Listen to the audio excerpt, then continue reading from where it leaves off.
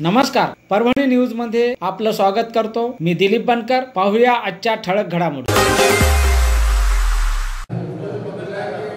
मुस्लिम विकास परिषद आयोजित पदाधिकारी परिसंवाद बैठक संपन्न। परभणी दिनांक 2 जुलै 2023 रोजी मास्टर कॅफे फंक्शन हॉल दर्गा रोड परभणी येथे मुस्लिम विकास परिषदेच्या वतीने पदाधिकारी परिसंवाद व शैक्षणिक क्षेत्रातील सुशिक्षित बेकारांसाठी या बैठकीमध्ये मार्गदर्शन करण्यात आले। तसेच मुस्लिम विकास परिषद संघटनेचे राष्ट्रीय प्रवक्ते या पदावर माननीय गफार मास्टर यांची निवड करण्यात आली व हाजी शरीफ शेख यांचाही विशेष सत्कार करण्यात आला। कार्यक्रमाच्या अध्यक्षस्थानी मुस्लिम विकास परिषदेचे प्रदेशाध्यक्ष अब्दुल सत्तार इनामदार तर प्रमुख उपस्थितीमध्ये मुस्लिम विकास परिषदेचे बीड जिल्हा अध्यक्ष हाजी जाकीर शेख, नांदेड जिल्हा अध्यक्ष जफर खान, परभणी जिल्हा अध्यक्ष मोहम्मद इलियास, मराठवाडा अध्यक्ष खदीरलाल हासमी, लोकश्रेय मित्रमंडळाचे अध्यक्ष सलीम इनामदार, प्रहारचे जिल्हाध्यक्ष अब्दुल रहीम भाई बीड, सपाचे जिल्हाध्यक्ष मनसूर खान पठाण हे उपस्थित होते। रुग्ण हक्क संरक्षण समितीचे जिल्हा उपाध्यक्ष शेख सरफराज। कार्यक्रम यशस्वीसाठी करण्यासाठी जिंतूर तालुका शफीक शेख, परभणी जिल्हा उपाध्यक्ष लालाभाई व सर्व पदाधिकारी यांनी परिश्रम घेतले। कार्यक्रमाचे सूत्रसंचालन आसिफ सर यांनी केले तर आभार शेख शफीक यांनी मानले। महाराष्ट्र में 3 जिला अध्यक्ष बना है और एक छोटी सी नशिस्त होने की नजदीक है और हमारे जिले के पदाधिकारी और एक बात ये है कि हमारे तंजीम के शहर जिला अध्यक्ष हाजी शरीफ साहब, इनको कांग्रेस की जानिब से परभणी जिले की जिम्मेदारी दी गई है और परभणी जिले के जितने भी कामगार है उनके लिए कुछ किया जाए। इस जीवन में भी आज यहाँ पर चर्चा होगी। मैं वो तंजीम ने झगड़कर इस महाराष्ट्र में बुनियाद डाली। इलासराव जी देशमुख साहब के पीरियड में वो मुनाफत किया गया है। कई लाखों बच्चों ने उसका फायदा उठाया, लेकिन पिछले 6 साल से मौलाना आर्थिक विकास महामंडल की जानिब से भाजपा सरकार किसी मुसलमान के बच्चे को 2 रुपए का बेनिफिट नहीं दे पा रही है। ये बहुत बड़ी सोचने की बात है। हमारा एक आम ख्याल क्या होता है, अरे आने दो ना यार, कोई भाजपा होगा, शिवसेना होगा, कोई यार क्या फर्क गिरता है। बहुत फर्क गिरता है मेरे दोस्तों, बहुत फर्क गिरता है। आज हमारे मजहबी मामले में दखल अंदाजी कर रहे हैं। 70 साल का इतिहास है, आज तक कोई हुकूमत ने मुस्लिम मजहब में कभी दखल अंदाजी नहीं की और ये लोग जो है तो दखल अंदाजी कर रहे हैं और देश को समान नागरिकता देने और देश को हिंदू राष्ट्र बनाने के और उनके रहन है क्या, तो ये रहन को रोकना है तो हमारी सोच को बढ़ाना है। हमको सोच समझ के वोट देना है। एक इलेक्शन के पीरियड में 1500, 2000, 4000 जो भी मिलते हैं, क्या वो समझते हैं कि हमने अगर इनको पैसे दिए तो ये वोट डिवाइड हो जाते हैं। लेकिन एक सोच की लड़ाई को लेकर चलो और एक प्लेटफॉर्म पर आओ, एक बनो नेक बनो, नेकी करो दरिया में चलो। हमारे तंजीम का एक शायरी है, एक मुत्तहीद हो जाए तो बन सकती तकदीरें मुबीन, एक मुत्तहीद हो जाए तो बन सकती है तकदीरें मुबीन, वरना बिगड़े तारों से क्या बात करें। तो हमको इस तंजीम के जानिब से माशाअल्लाह आप तमाम लोगों का ये साथ होना चाहिए कि भाई कहीं हम अगर आपके खातिर कुछ डिमांड करते हैं या कोई मेमोरेंडम देना है तो उस टाइम में हमारे लिए महीने 2 महीने में 6 महीने में 1 घंटा 2 घंटे का वक्त निकाले तो इंशाअल्लाह हमको भी हमारी हिम्मत अफजाई हो जाएगी और माशाअल्लाह समाज को भी इंसाफ मिलेगा। यही उम्मीद पर आप ज़्यादा खुतबे बोलते हुए यहाँ पर रुकता हूँ। आप तमाम लोग हमारे बोलने पर यहाँ आए, मैं सबका शुक्रगुजार हूँ। खुदा हाफिज, जय हिंद, जय भारत। परिषद हमारे दरगाह शहर की जानी मानी शख्सियत गफार मास्टर साहब और मुस्लिम विकास परिषद के पदाधिकारी हाजी शरीफ भाई गुत्तेदार, आज का जो सत्तार इनामदार में जो प्रोग्राम रखा गया है, जो मुद्दे की बात उन्होंने बता दी कि इलेक्शन मूवमेंट के अंदर क्या होता, क्या होना चाहिए, क्या नहीं होना चाहिए और हम हमारे समाज को किस तरीके से इलेक्शन मूवमेंट में खरीदने की कोशिश की जाती है, कुछ लोग दलाल की हैसियत से बिकते हैं, उसका हमने आज के कुर्बानी के दिन पे खामियां भोग रहे हैं। जैसा कि सत्ता निगंता ने कहा है, लोग कहते हैं बीजेपी आन लो, सेना आन लो, फलानी आन लो, हमें क्या फर्क गिरता है? तो फर्क जरूर गिरता है, जो कि हमें ये बारी तो देखने को मिला है। हमारी परंपरा इस्लाम धर्म की जो इब्राहिम अलैहिस्सलाम के दौर से चलते आ रही है, कुर्बानी का, आज परभनी शहर के अंदर 5 गुने दाखिल हुए हैं, जबकि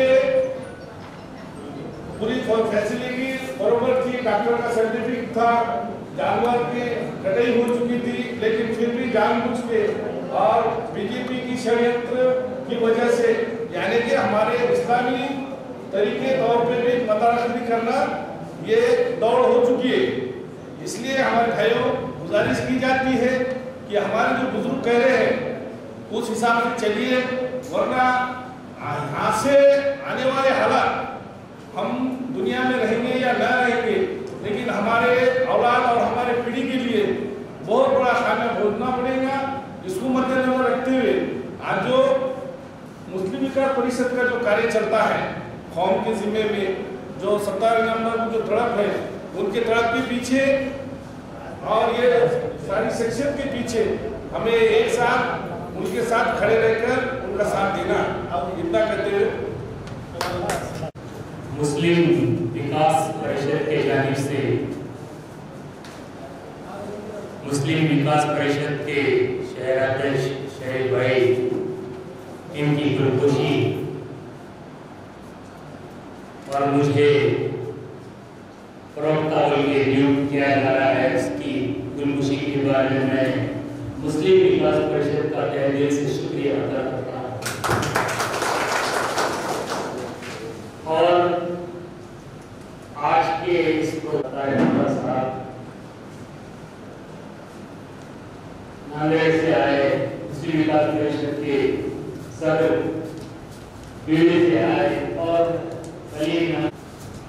मुस्लिम विकास परिषद के परभनी जिले के और बाहर के सभी सदस्य और परिवार सदस्य, काबिल-ए-एहतराम बुजुर्ग भाई और दोस्तों,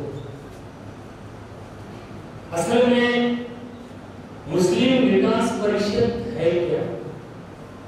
अब जितने भी हम यहाँ पर मुस्लिम विकास परिषद में सत्तार नामदार साहब और उनकी टीम जिस तरह से 25 साल से महाराष्ट्र में काम करते आ रही है, और उन 25 सालों में सत्ता ने बिना सोचे समझे, कोई बिना मतलब के कई गरीब लोगों का इतना फायदा किया है।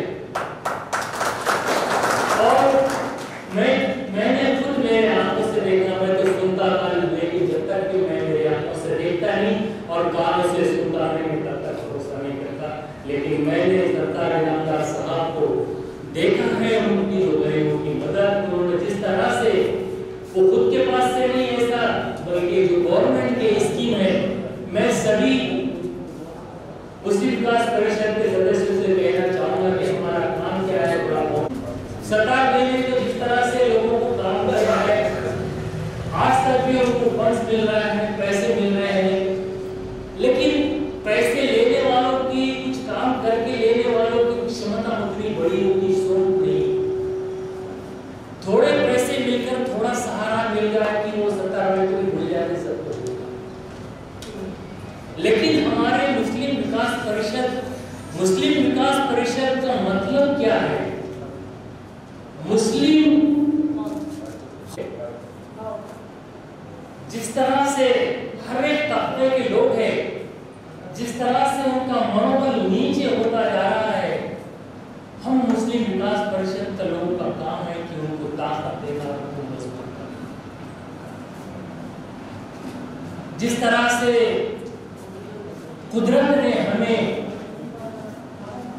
इस दुनिया में जीने के काबिल समझकर चुना है और हमारे माँ बाप के जरिए हमें इस दुनिया में उसकी प्यारी जिंदगी जीने के लिए भेजा है, तो वो हमको ऐसा कहा नहीं गया कि बेर के झाड़ के नीचे मुंह खोल के बैठ जा, जब बेर गिरेगा तभी खा ले।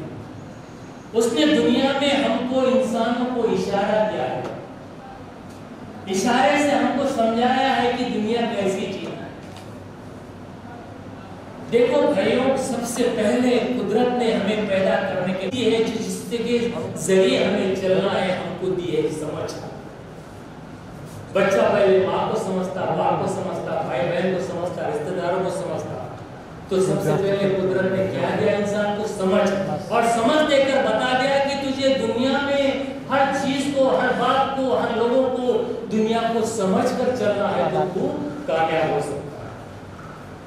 और दूसरा इशारा दिया है, जब बच्चा चलता, जब लड़खड़ाता, उठता, और बैठता, जब चलना सीखता है, फिर गिरता, फिर रोता, फिर उठता है, उस टाइम कुदरत का इशारा है कि देख, दुनिया में जब तू जाएगा, चलेगा, कि तेरे को बहुत सारे मुसीबतें, बहुत सारे परेशानी आएंगे, तुझे मार लगेगा, तकलीफें आएंगे, लेकिन तुझे फिर उठना पड़ेगा, फिर चलना पड़ेगा। ये इशारा है कुदरत का दो।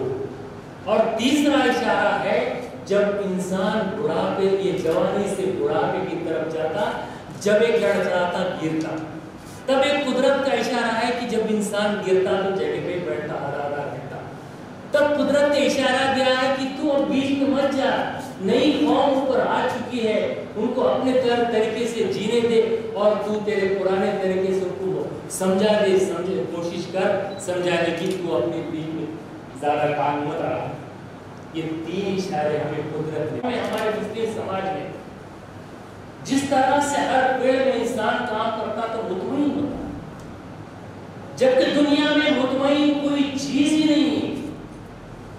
कुदरत ने ईमानदार आदमी को भी बहुत कुछ दिया है, बेईमान को भी बहुत कुछ दिया है, हमें ईमानदारी से पढ़ना। हम उस ईमानदार इंसान की सोच को सामने लाओ, उसकी समझ को सामने लाओ, और उसके तरीके से आगे बढ़ो। हम आज 500 रुपए कमाए तो कल बोलते आराम करते जाए, तो कल 500 कमाया, आज आराम कर लेंगे, लेकिन ये नहीं सोचते कि हम आज 600 कमाएंगे। तो हम मुस्लिम विकास परिषद के सदस्यों का काम क्या है कि हर फील्ड में, हमारी कौम में जिस तरह से मिस्त्री काम करता है इंसान, जिस तरह से कारपेंटर काम करता है, जिस तरह से वेल्डिंग काम करता है, जिस तरह से छोटे छोटे काम करता है, उस छोटे छोटे काम को उनको हिम्मत देना, उनके एक मीटिंग लेना 15 दिन को, महीने को, उनको बताना कि देखो धंधा छोटा नहीं है, धंधा करने वाले छोटे, सुई का धंधा भी छोटा। आज जो टोकरे उठाने वाला मजदूर है, उसने कल मिस्त्री का काम सीखना, मिस्त्री के काम से गुत्तेदार बनना, गुत्तेदार के तो अनलिमिटेड तक भी काम कर सकते, लेकिन उनकी सोच छोटी, हमारे कौम की सोच छोटी होती है, और एक कौम किधर न किधर कोई ना कोई चीज से दबती जाएगी। तो हमारे मुस्लिम विकास परिषद के मैं सभी सदस्यों से, पदाधिकारियों से ये कहूंगा कि भाई हम मुस्लिम विकास परिषद का पद, कोई भी फील्ड का पद लेके हम बड़े नहीं होते। दुनिया हमको जीना है, दुनिया को हमें जीने नहीं देना है। इसलिए जिस फील्ड में हमारे काम करते, मैं जैसा बता रहा हूं कि खाली पद लेकर, पद से बड़े मत हो, तुम पद से बड़े हो जाओ, और पद तुमसे पहचाना जाए, पद से तुम पहचाने बन जाओ। मुस्लिम विकास परिषद का मतलब मैंने बताया कि कौम की तरक्की का संगठन। तुम्हारी जो सोच है, सोच सबसे बड़ी नहीं है, समझ सब है। इसी तरह से एक लोग और जोड़ते जाओ, मुस्लिम विकास परिषद के कौन से काम है, कैसे कैसे काम है, सत्ता कैसे बोलते जाओ।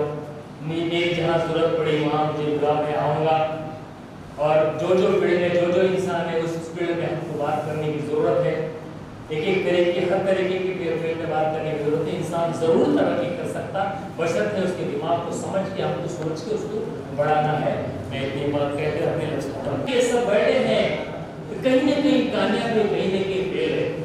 हमारे पीछे की जिंदगी को जाकर देखो, हम तो हमारी जिंदगी को कुदरत ने 3 टप्पों में बांटा है। एक टप्पा है जो बचपन से लेके 20 साल तक जो हमारी जिंदगी बनाने के लिए जाता है, पढ़ना लिखना, एजुकेशन, हर फील्ड।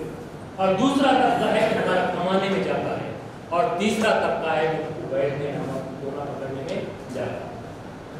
इसलिए 3 तबकों में हमारी जिंदगी बांटी गई है और हर फील्ड में समझाया गया है। हमारा बच्चा तो नौजवान हो गया, 12 साल में नौजवान होना शुरू हो गया, आखिरी में है, लेकिन सबसे पहले शादी का सोचता, और शादी का उसके दिमाग में बैठने के बाद वो कोई फील्ड में काम नहीं करता। इसके लिए मुस्लिम विकास परिषद के सदस्यों को समझाना पड़ेगा कि देख बेटा, तेरी शादी तो होने वाली है, तेरी शादी तय है, लेकिन उससे पहले अगर तुझे अच्छी बीवी चाहिए, अच्छा खानदान चाहिए, अच्छा सब कुछ चाहिए, तो तुझे एजुकेशन हासिल करना पड़ेगा, तुझे टेक्निकल हासिल करना पड़ेगा, हर चीज हासिल करना पड़ेगा, अपने पैरों पे खड़ा रहना पड़ेगा, अपनी मजबूती पे खड़ा रहना पड़ेगा, तो तेरी जिंदगी बन सके। शादी से शादी शुरू नहीं, शादी से मोहब्बत शुरू नहीं होती, शादी से संसार शुरू होता है, घरदार शुरू होता है, बाल बच्चे शुरू होते हैं। लेकिन मैं पदाधिकारियों से मैं कहना चाहूंगा, देखो, अपनी सोच से, समझ से हमारी कौम को आगे बढ़ाओ। इस तरह से हमारी कौम आज पीछे हो रही है,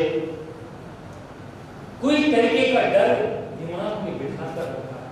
तो हमारा काम है मुस्लिम विकास परिषद का कि हर महीने में 2-3 मीटिंग लो, जहाँ मिस्त्री काम करते हो महल्ले में लो, जहाँ टेक्निकल काम करते हो महल्ले में लो, उनको बताओ कि आगे कैसे बढ़ना है, कैसे करना है, और कैसे तुमको अपने पैरों पे खड़ा रहना है, कैसी तुम्हारे साथ जिंदगी आने वाली है, कैसे तुम्हारे बाल बच्चे होने वाले हैं, कैसे तुम बाल बच्चे की परवरिश करेंगे, कैसे माँ बाप की परवरिश करेंगे, ये सब तुम आपको बताना है।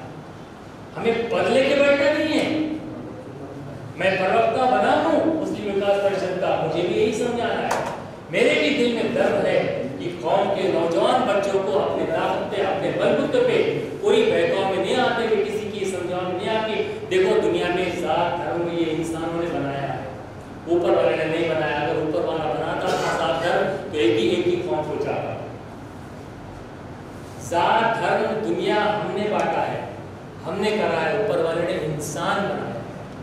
वो इंसान की तरह हमें चलना है, इंसान की तरह हमें कामयाब होना है, इंसान की तरह हमें बच्चों को कामयाब करना है। और हम मुस्लिम विकास परिषद को कब बड़ा करेंगे, मुस्लिम तारकी संगठन को कब बड़ा करेंगे? हमें किसी के धर्म में जाना नहीं, हमें किसी की जात में जाना नहीं, हमें किसी के पार्टी में जाना नहीं। पार्टी होती होगी तो हमारा सपोर्ट ले, अगर चाहते होगी तो ऐसा बनो। तुम पार्टी के पीछे लगने की क्या फायदा? तुम एक ताकत बनो, तुम एक पावरफुल बनो, तुम एक सोच बनो, तुम अपनी ताकत बनाओ, तो तुम्हें कोई पूछेगा कोई, वरना तुम्हारे पीछे कौन आएगा? तुम्हारे घर के लोग नहीं आएंगे, देखो तुम्हारे लिए हाल हो जाए।